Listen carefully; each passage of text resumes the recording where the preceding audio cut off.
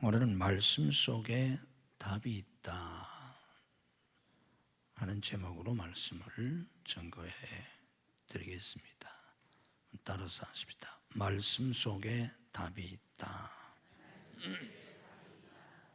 꼭 기억하시고 여러분들이 그렇게 사셔야 합니다. 잊어버리지 않도록 다시 한번 따라서 하겠습니다. 말씀 속에 답이 있다.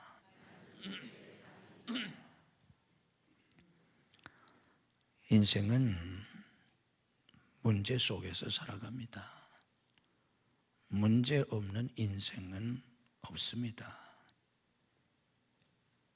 하루하루 당면한 문제를 어떻게 해결해야 하나, 늘 그런 문제 속에서 하루하루를 살아가는 게 인생입니다. 또 미래를 어떻게 살아야 하나, 앞으로 어떻게 살아야 하나, 뭘 해야 하나, 그런 미래의 문제를 늘 걱정하면서 살아갑니다. 이게 인생살이인데, 이런 문제에 대한 답을 우리가 어디서 찾아야 하나? 그런 문제에 대한 답을 바로 찾으면 인생을 제대로 살 수 있게 되고, 그런 문제에 대한 답을 제대로 찾지 못하면 우리는 인생의 실패자가 되고, 혹 인생의 성공자가 된 것 같아도 사실은 실패자의 인생을 살게 되고 맙니다. 두 달 전에 유튜브에 어떤 교인이 이런 질문을 한 게 올라왔습니다. 중요한 결정을 앞두고 마음이 너무 불안해서 사주팔자를 보고 싶은데 기독교인이라 마음에 걸린다. 어떻게 했으면 좋겠느냐고 목사님에게 질문을 했습니다. 중요한 결정을 앞두고 마음이 너무 불안해서 어떻게 결정해야 하나. 그래서 답답하니까 사주팔자라도 한번 보고 싶은데, 그래도 명색이 교인이기 때문에 마음에 걸립니다. 목사님 어떻게 해야 하겠습니까? 그런 내용입니다. 뭐 이런 사람이 하나둘이겠습니까? 교인들 가운데도 무당을 찾아가는 사람이 적지 않습니다. 답답하니까 어떻게 해야 할지를 모르겠으니까, 답을 찾지 못하니까 마음에 거리낌이 있으면서도 그렇게 하지 않겠습니까? 이럴 때 우리는 어디서 답을 찾아야 하나? 모든 문제의 답은 말씀 속에 있습니다. 이걸 여러분들이 오늘 잘 깨닫고 평생 그런 믿음을 가지고 사셔야 합니다. 모든 문제의 답은 말씀 속에서 찾아야 합니다. 물론 우리가 신앙생활을 하면서 구체적인 어떤 문제들에 대한 답은 기도하면서 성령님의 인도하심을 받을 수 있고 또 받아야 합니다. 로마서 8장 14절에서도 하나님의 영, 성령으로 인도함을 받는 그들이 곧 하나님의 아들이라 하였습니다. 고린서 2장 9절 10절 말씀처럼 하나님이 그 사랑하는 자들을 위해서 예비하신 모든 것은 눈으로 보지 못하고 귀로 듣지도 못하고 마음으로도 생각지 못하였담과 같다. 전혀 알 수가 없다. 이걸 어떻게 알 수 있는가? 10절에 성령을 통해서 우리에게 보여주신다. 그렇게 이렇게 말씀합니다. 그래서 구체적인 어떤 내용에 대해서는 성령님의 절대적인 도움이 필요한데, 그러나 일반적인 것은 말씀에서 찾아야 합니다. 그리고 많은 경우에 성령께서도 말씀을 통해서 응답하십니다. 내가 감동을 받았든 환상을 보았든 꿈을 꾸었든 음성을 들었든 어떤 계시도 말씀보다 앞서지 못합니다. 말씀보다 더 정확한 계시는 없습니다. 우리가 아무리 신령하다고 할지라도, 아무리 하나님의 음성을 내가 직접 듣고 그리고 환상을 보고 꿈을 꾸고 어떤 이상을 보고 어떤 계시를 받는다고 할지라도 말씀만큼 정확하고 확실한 건 없습니다. 말씀은 진리입니다. 진리는 변하지 않습니다. 하나님의 말씀은 영원 불변의 진리입니다. 그렇기 때문에 하나님의 말씀은 반드시 이루어집니다. 많은 사람들이 믿지 않기 때문에 그렇지, 그 하나님의 말씀을 만약 믿고 산다면 반드시 그 말씀은 이루어집니다. 말씀은 역사가 일어납니다. 살아있고 운동력이 있는 생명의 말씀이기 때문에 그 말씀은 반드시 역사를 일으킵니다. 말씀은 열매를 맺습니다. 말씀을 붙들고 살면 그 말씀의 삶을 살게 됩니다. 아주 중요합니다.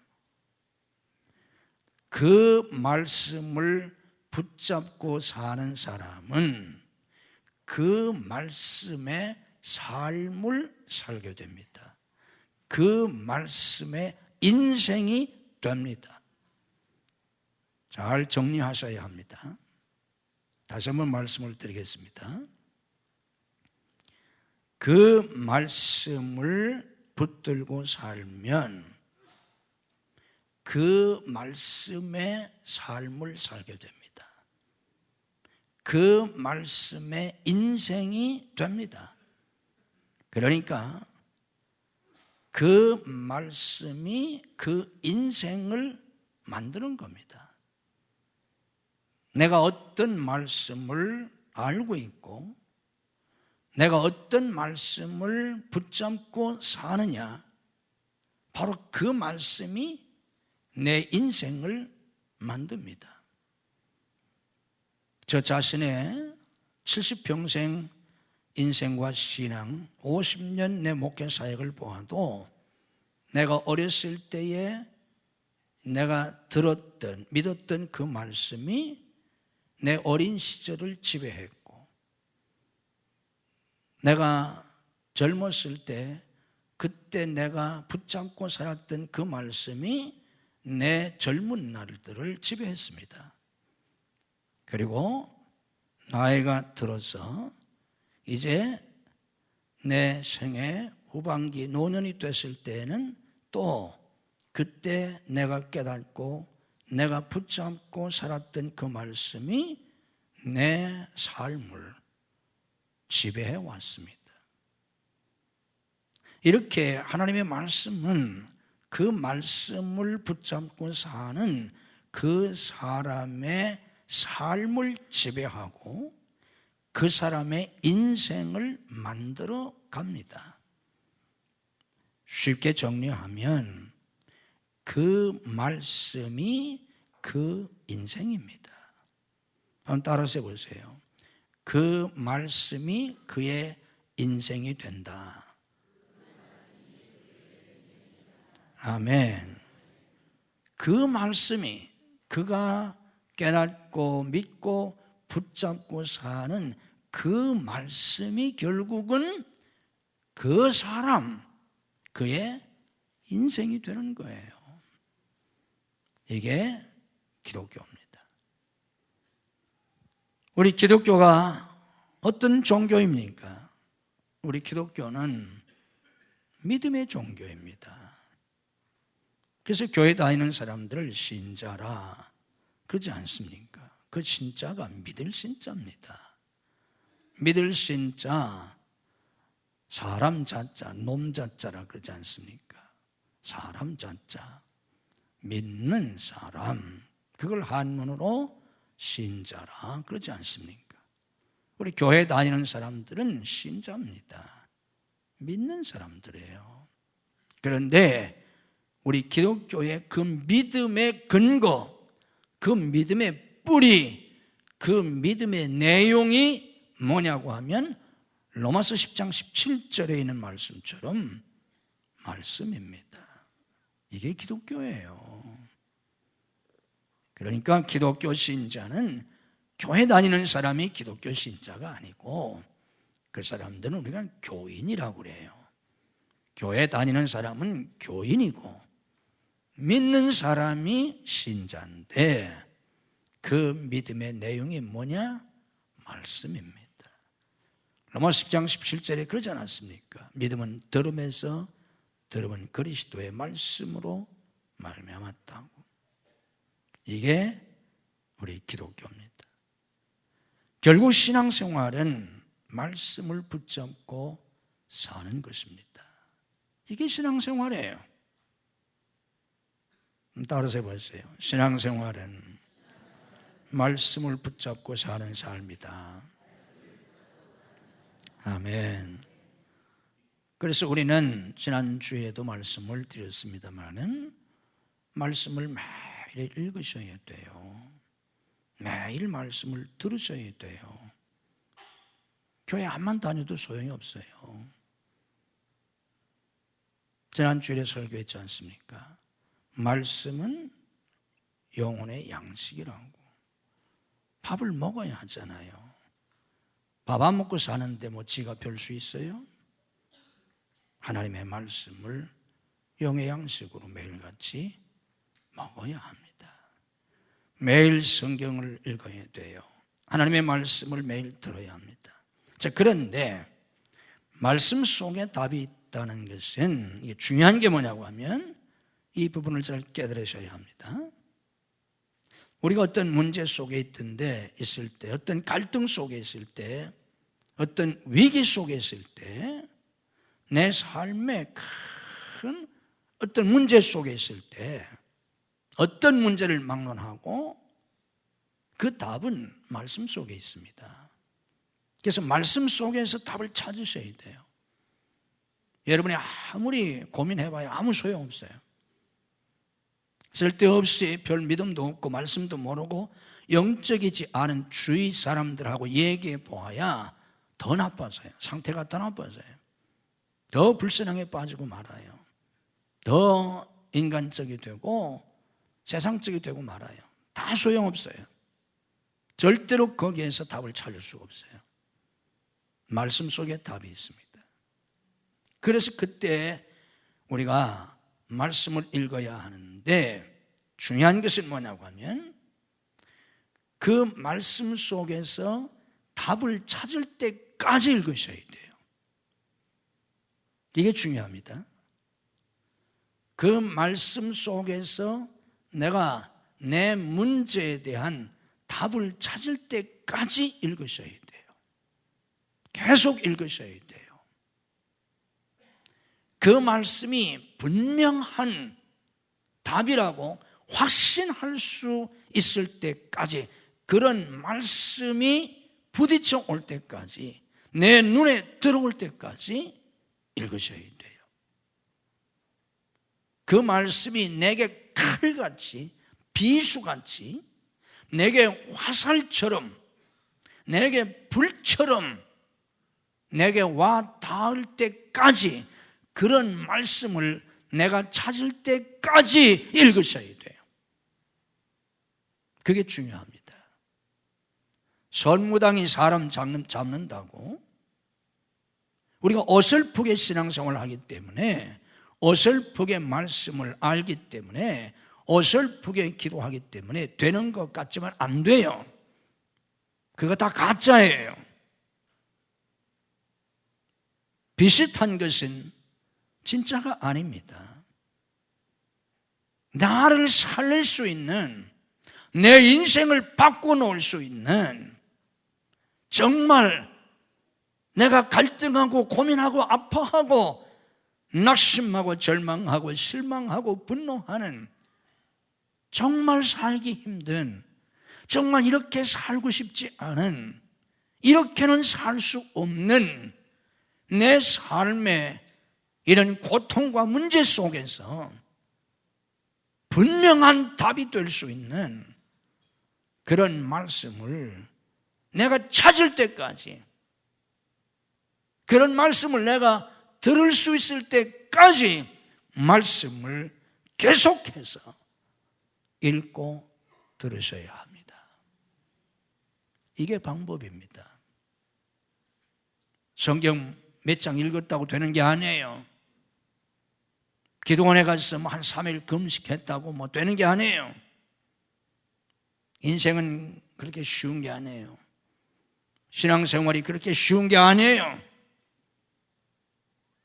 정말 하나님의 말씀이 내 속에 불같이, 내 속에 날선 검같이 와서 내 심령 속에 박혀서 내 마음을 송두리째 사로잡고 변화시켜 줄 수 있는, 내 인생을 바꿔놓을 수 있는 그런 말씀으로 내게 부딪힐 때까지 말씀을 읽어야 하고 말씀을 들으셔야 합니다. 그 다음에는 그 말씀을 계속 붙들어야 합니다. 내 문제가 해결될 때까지 그 말씀을 붙들어야 합니다. 병에 걸린 사람이 치유되기 위해서 매일같이 정한 시간 약을 먹듯이 내가 그 하나님의 말씀을 매일 붙잡아야 하고 되새겨야 하고 묵상해야 합니다. 그 말씀을 붙들어야 돼요. 그 말씀을 놓으면 죽습니다. 그 말씀을 놓치면 또 불안해지고 또 낙심이 되고 절망이 되고 죽을 것 같고 망할 것 같고 속에서 원망이 일어나고 분노가 일어나고 또 내 심령이 뒤집어지게 됩니다. 그래서 한순간도 말씀을 놓치지 않도록 그 말씀을 붙잡아야 합니다. 문제가 해결될 때까지 그 말씀을 붙잡아야 합니다. 그리고 어떤 말씀은 때로는 수년, 수십 년 혹은 한평생 그 말씀을 붙잡아야 합니다. 그러면 그 말씀이 세월 속에서 앞에서 말씀을 드린 것처럼 내 인생을 그렇게 만들어 갑니다. 아멘. 이게 말씀으로 사는 삶이에요. 세월이 지나 보세요.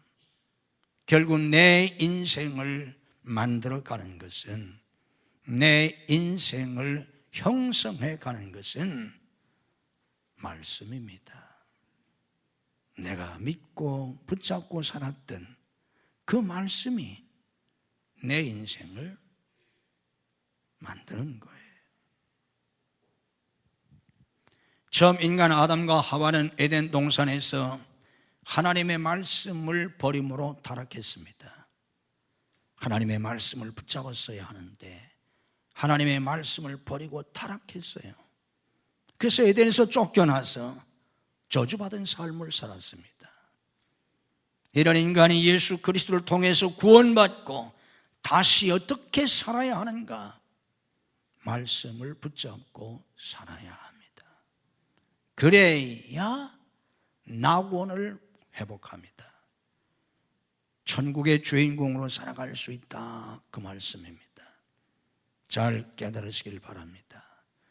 하나님의 말씀을 저버림으로 낙원에서 쫓겨난 인간, 다시 말씀을 붙잡고 살아야 복낙원의 삶, 천국의 삶을 살게 됩니다. 그리스도인 작가요 목회자 중에 브라이언 잔드라고 하는 목사님이 있는데, 이분이 1977년 18살 됐을 때 급성 백혈병에 걸렸습니다. 백혈병 중에서도 급성 백혈병에 걸려서 의사가 6주, 1달 반밖에 살지 못한다는 진단을 내렸습니다. 생각해 보세요. 20살도 안 됐는데 18살 나이인데 2달도 살지 못한다니 얼마나 청천벽력과 같은 얘기입니까?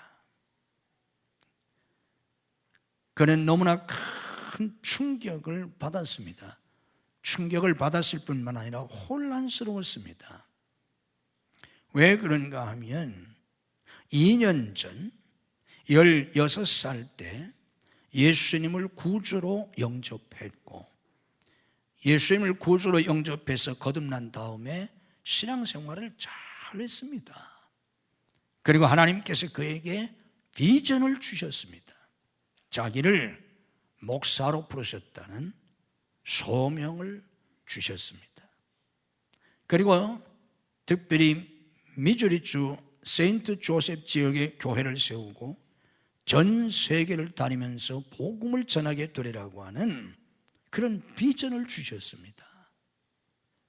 그런데 그런 비전을 받았는데 지금 백혈병에 걸려서, 그것도 급성 백혈병에 걸려서 6주밖에 살지 못한다고 하니까 이게 혼란스러울 수밖에 없지 않습니까?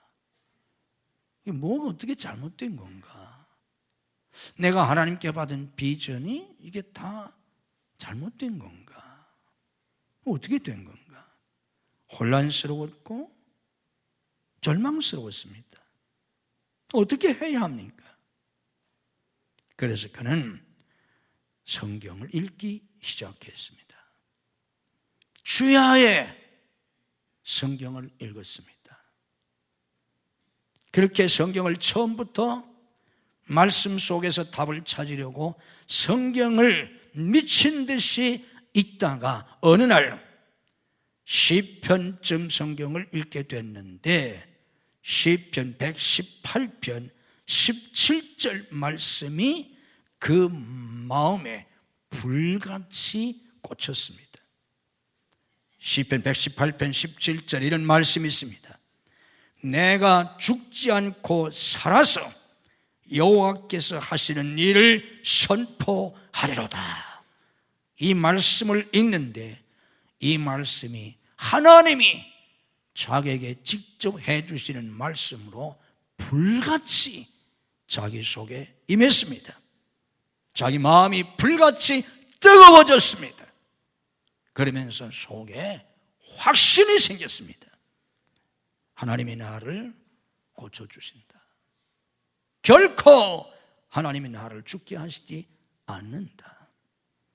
의사는 6주밖에 살지 못한다고 했지만 하나님이 나를 살려주신다 하는 확신이 생겼습니다. 그리고 그 말씀을 붙잡고 기도했습니다. 결과 어떻게 되었겠습니까? 그는 그 말씀대로 죽지 않고 살았습니다.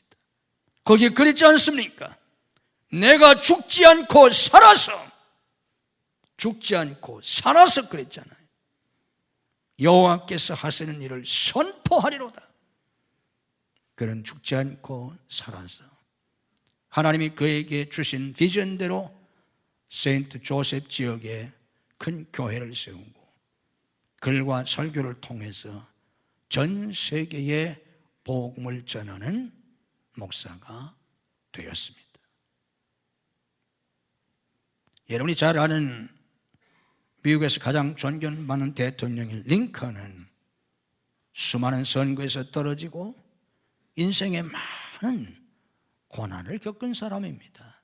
그런데 결국 그 모든 것을 극복하고 미국에서 가장 위대한, 가장 존경받는 대통령 중에 한 분이 되었지 않습니까? 그가 그 모든 시련과 고난을 극복하고 그렇게 될 수 있었던 말씀이 뭡니까? 어머니가 가르쳐준, 어머니가 그 가난한 링컨에게 유산을 물려주지는 못하면서 낡은 성경책을 물려주었지 않습니까? 그러면서 그 어머니가 링컨에게 가르쳐준 성경 구절이 있습니다. 성경 어디입니까? 로마서 8장 28절입니다. 하나님을 사랑하는 자 곧 그 뜻대로 부르심을 입은 자들에게는 모든 것이 합력하여 선을 이룬다. 너는 이 말씀을 붙잡고 살아라. 어머니가 링컨에게, 아들에게 가르쳐준 그 말씀을 붙잡고 링컨은 평생 살았습니다.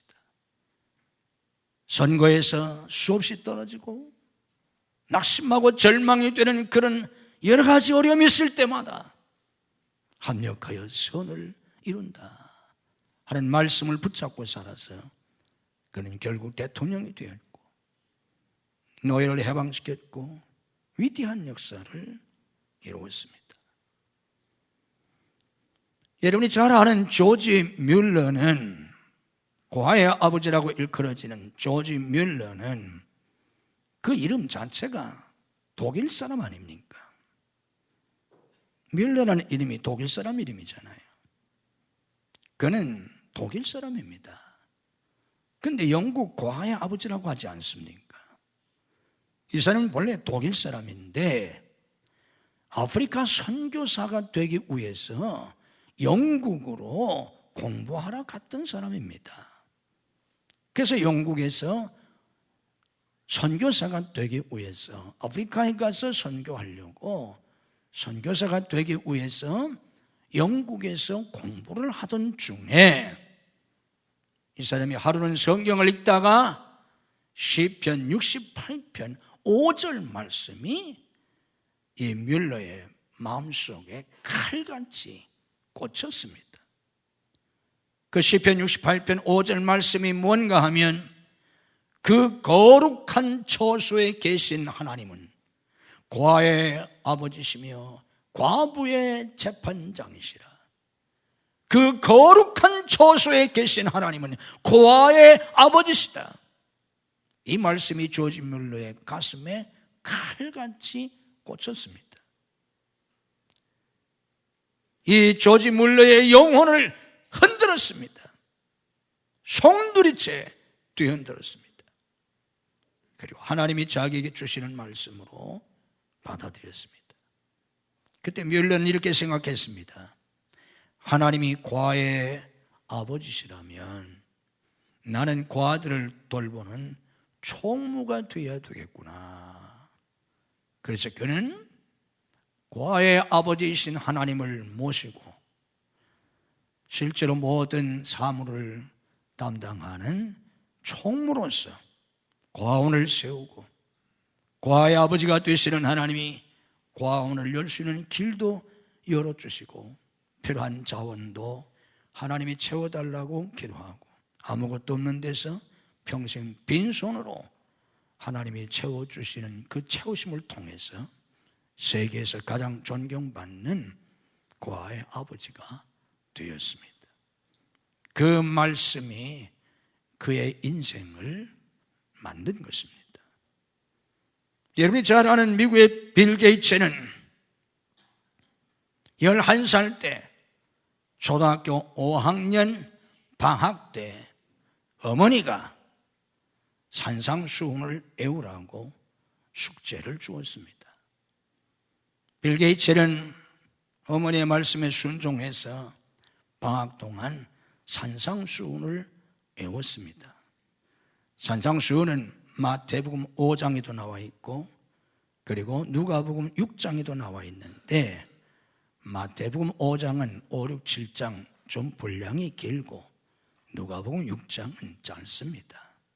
그래서 빌 게이츠가 이 짧은 누가복음 6장을 외우게 됐는데 그 말씀을 외우다가 6장 38절 말씀이 11살밖에 안 된 빌 게이츠의 마음에 큰 감동으로 왔습니다. 그 6장 38절 말씀은 주라 그리하면 너에게 주시리니 곧 후히 되어 누르고 흔들어 너에게 넘치게 안겨주리라는 말씀입니다. 이 말씀이 초등학교 5학년이었던 빌 게이츠 마음에 확 와닿아서 그때부터 빌 게이츠는 이 말씀을 품고 붙잡고 살았습니다. 그래서 그는 어떻게 되었습니까? 그는 세계 최고 부자가 되었고 그리고 세계에서 제일 많이 나눠주는 사람, 세계 최고의 자선사업가가 되었습니다. 우리는 빌 게이츠를 세계 최고의 부자, 마이크로소프트의 회장으로만 알기 쉬운데 그는 그런 사업가일 뿐만 아니라 세계 최고의 자선가로 지금 살아가고 있습니다. 그 말씀이 그의 인생을 만든 것입니다. 제가 우리 지방에서 장로 고시를 볼 때 우리 지방에 있는 어떤 교회의 어떤 장로님이 저한테 그런 간증을 하셨습니다.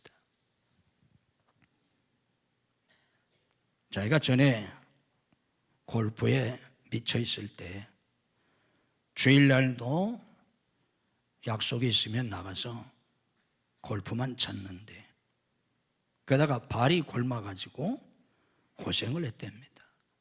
그때 성경을 폈는데 마침 성경 이사야 58장 13절 말씀이 눈에 들어오더라는 겁니다. 이사야 58장 13절이 뭔지 압니까?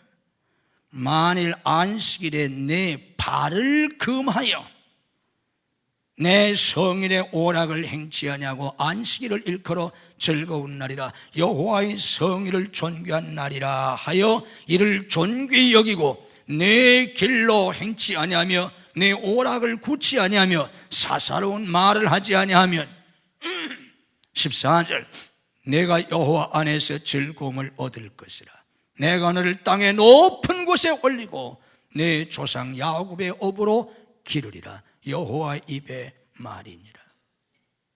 마침 발이 곪아가지고 고생을 하는데 성경을 보니까 내 발을 금하여 안식일에 이 말씀에 크게 깨닫고 그때부터 주일날 골프를 치지 아니하고 열심히 신앙생활해서 이제는 교회에서 장로 추천을 받아가지고 왔노라고 그러더라고요. 제가 잘 아는 같이 해외 선교하고 있는 양정순 박사는 자궁암에 걸려서 수술하고 잘 수술이 됐는데 몇 년 뒤에 재발을 했습니다. 이번에는 악성 간암으로 아주 나쁜 간암으로 재발을 해서 의사가 당장 수술해야 한다고, 당장 수술하지 않으면 죽는다고, 너무나 나쁜 암이기 때문에 당장 수술해야 된다고 말했습니다. 그때 그는 가족들을 모아놓고 한 달만 유예 기간을 달라고 하였습니다. 내가 한 달 동안 특별히 기도하겠다. 그리고 나서 특별한 일이 없으면 수술을 하고 하나님이 나를 특별히 기적을 베풀어 주셔서 고쳐주시면 내가 수술하지 않고 치유받겠다고. 당장 수술하자고 하는 가족들에게 한 달 시간을 얻어서 금식 기도에 들어갔습니다. 그냥 금식한 게 아니라 금식하면서 성경을 읽었습니다. 기억하셔야 합니다. 답은 말씀 속에 있습니다. 내가 지금 당장 수술하지 않으면 죽는다고 하는데 나를 살릴 말씀이 어디 있나? 내가 어떻게 해야 여기서 살 수 있나? 그는 목사였습니다. 그는 신학 박사였고 신학대학 교수였습니다. 하버드 대학을 나온 사람입니다. 그러나 그는 말씀을 처음부터 다시 읽기 시작했습니다. 도대체 나를 살릴 수 있는 말씀이 뭔가? 금식하면서 성경을 다시 읽기 시작을 했는데, 그렇게 성경을 읽다가 시편 41편에 와서 시편 41편 1절 이하에 있는 말씀이 불같이 자기 속에 들어왔습니다. 거기에 있는 말씀은 가난한 자를 보살피는 자에게 복이 있으며 재앙의 날에 여호와께서 그를 건지시리로다. 여호와께서 그를 지키사 살게 하시리니 그가 이 세상에서 복을 받을 것이라. 주여 그를 그 원수들의 뜻에 맡기지 마소서. 여호와께서 그를 병상에서 붙드시고 그가 누워있을 때마다 그의 병을 고쳐주시나이다. 이 말씀에서 답을 찾았습니다. 여기 그렇지 않습니까?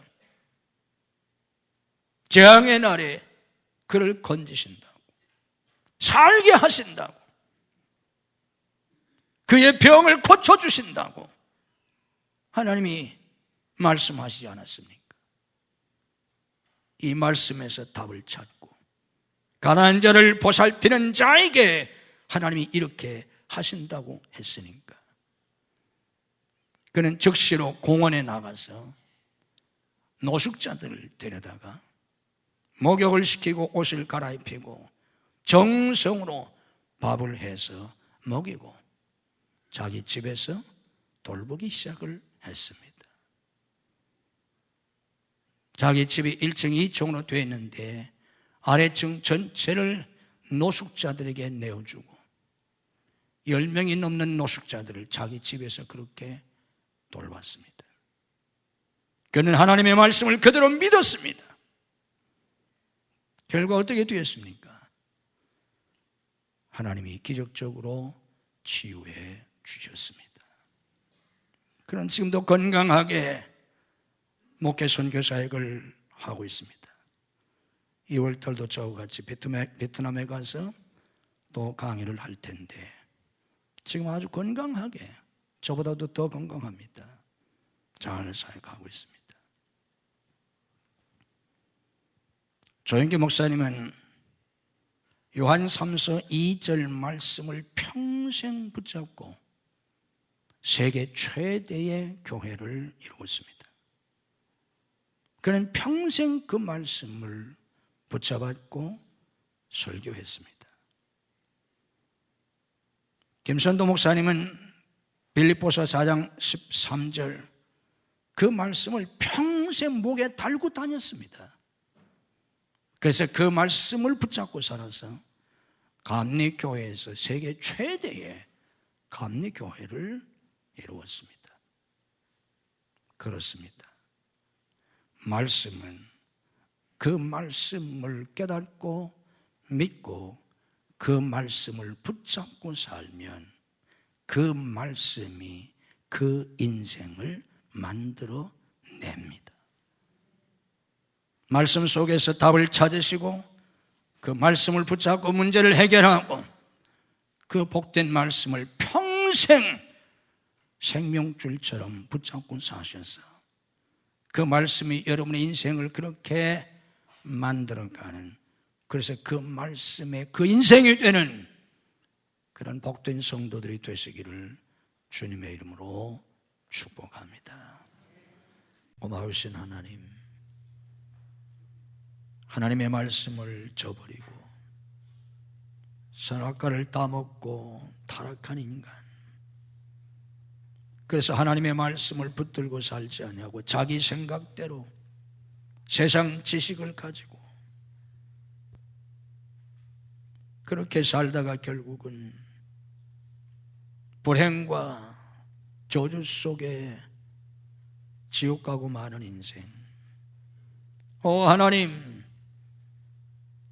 그런 인생들을 예수 그리스도의 십자가 구속의 은혜로 구원해 주셨나이다. 예수님의 구속의 은혜로 구원받은 저희들이 이제는 내 생각대로 살지 아니하고 시편 1편 말씀처럼 악인의 꾀를 쫓지 말고 세상 지식을 따라 살지 아니하고 오직 하나님의 말씀 속에서 진리를 찾고 말씀 속에서 답을 찾고 그 말씀을 붙잡고 살게 하옵소서. 하나님의 말씀은 진리의 말씀이여 그 말씀대로 이루어지는 것을 알게 하옵소서. 그 말씀이 열매를 맺는 것을 알게 하옵소서. 그 말씀 붙잡고 살면 그 말씀의 인생이 되는 것을 깨닫게 하시옵소서. 우리 마음을 열어주시기를 원합니다. 우리 눈을 열어주시기를 원합니다. 우리 귀를 열어주시기를 원합니다. 말씀이 보여지게 하시고 귀에 들어오게 하시고 마음속에 깨달아지게 하옵소서. 하나님의 말씀이 내 속에 불같이 임하게 하시고 내 속에 칼같이 꽂히게 하시고 내 속에 화살처럼 박히게 하시고 그 말씀이 내 심령을 흔들게 하시옵소서. 그 말씀에 붙잡혀서 평생을 살게 하시고 그랬더니 그 말씀대로 내 인생이 되어지는 그 축복을 누리게 하시옵소서. 지금도 갈등 속에 있는 그런 심령들, 아픔 속에 있는 분노 속에, 원망과 불평 속에, 실망과 절망 속에 있는 심령들이 하나님의 말씀 속에서 답을 찾게 하시옵소서. 말씀이 깨달아지게 하시옵소서. 눈에 들어오게 하시옵소서. 귀에 들어오게 하시옵소서. 그 말씀을 붙잡고 일어나게 하시고 그 말씀을 붙잡고 소망을 갖게 하시고 그 말씀대로 살아서 그 말씀이 나를 살리고 내 운명을 바꿔놓고 내 인생을 새롭게 만드는 하나님의 축복을 받게 하시옵소서. 금년 마지막 주일을 저희들이 지킵니다. 오늘 성령께서 저희 모두의 마음을 만져주시기를 원합니다. 마음속의 상처들을 치유해 주시고 아픔을 치유해 주시고 마음속의 염려와 근심도 다 치유해 주시고 마음속에는 실망과 절망도 다 치유해 주시고 오직 성령으로 채워 주시옵소서. 믿음으로 채워 주시옵소서. 더 큰 소망으로 채워 주시옵소서. 주님의 사랑으로 채워 주시옵소서. 머리에 안수하시고 하늘의 지혜와 총명과 명철을 주셔서 말씀 속의 진리를 깨닫게 하옵소서. 영적 진리를 깨닫게 해 주시옵소서. 하늘의 은사로, 신령한 은사로 저희들을 축복해 주시옵소서. 주님의 보혈로 저희들을 씻으시고 덮어 주옵소서. 하나님의 빛으로 저희들을 감싸 주시옵소서. 천군 천사로 울타리를 삼아 지켜주셔서 모든 환난과 재난과 병마와 죄악으로부터 우리와 우리의 자녀들을 지켜주시옵소서. 오늘도 내 병도 약한 육신도 주님이 치유하시고 회복시켜 주시옵소서. 믿음으로 아픈 곳에 손을 얹습니다. 주님의 능력의 손으로 저희들을 치유해 주옵소서. 내가 나사렛 예수 그리스도의 이름으로 명하노니 우리를 괴롭히는 모든 병만은 다 물러갈지어다. 예수님의 이름으로 치유될지어다. 예수님의 이름으로 건강이 회복될지어다. 치유의 기적이 임할지어다. 주님의 이름으로 일어나게 하시옵소서. 죽지 않고 살아서 하나님의 영광을 보게 하시옵소서. 성도들 가정을 축복하셔서 속히 인가기도 되게 하시옵소서. 온 가족이 하나님을 섬기며 복받고 쓰임받게 하시옵소서. 우리 자녀들의 가정을 파괴하려고 하는 모든 사탄의 세력을 주님이 결박하시고 물리쳐 주옵소서. 내가 나사렛 예수 그리스도 이름으로 명하노니 우리 자녀들의 가정을 파괴하려고 하는 모든 사탄의 세력은 성령의 결박을 받고 다 물러갈지어다. 우리의 자녀들을 주님이 책임지시고 양육하시고 세우시고 써주시옵소서. 부모보다 더 탁월한 믿음의 자녀들이 되게 하옵소서. 부모보다 더 크게 복받고 쓰임받게 하시옵소서. 복된 사람들을 붙여 주시옵소서. 악한 자들을 물리쳐 주시옵소서. 복된 환경을 열어 주시옵소서. 공부하는 학생들에게 학업의 문을 열어 주시옵소서. 취업의 문을 열어 주시옵소서. 사업의 문을 열어 주시옵소서. 결혼의 문을 여시고 태의 문을 열어 주시옵소서. 사역의 문을 열어 주시옵소서. 예수님의 이름으로 열릴지어다. 성도의 직장과 사업을 붙드시고 축복해 주옵소서. 시대와 환경을 초월해서 형통하고 창대케 되게 하시고 주와 복음을 해서 세계 선교를 위해서 헌신하게 하시고 쓰임받고 열매를 맺게 해 주옵소서. 아버지 앞에 믿음으로 예물을 드립니다. 믿음으로 11조를 드립니다. 온 성도들이 믿음으로 11조를 드릴 수 있게 하옵소서. 믿음으로 감사 예물을 드립니다. 선견금, 구전금, 건축원금, 해외 성전권 주원금을 드립니다. 주님이 받으시고 하늘과 땅의 복으로 영육의 강건함으로 삶의 형통함으로 사역의 풍성한 열매로 만배로 주님이 갚아 주시옵소서. 아버지 앞에 나와 예배하는 모든 성도들을 축복해 주옵소서. 병상에서 나오지 못한 성도를 찾아가셔서 능력의 손으로 일으켜 주옵소서. 줄타 중에는 성도들, 해외에 나가 있는 가족들, 군문에 나가 있는 아들들, 유학생들을 지키시고 축복해 주옵소서. 믿음이 연약하여 주의를 성수하지 못하는 성도들에게 주의를 성수할 수 있는 믿음을 더하여 주옵소서. 이 한 주간도 주님이 주시는 은혜와 축복이 넘치는 복된 한 주간이 되게 하옵소서. 예수님 이름으로 축복기도하옵나이다. 아멘.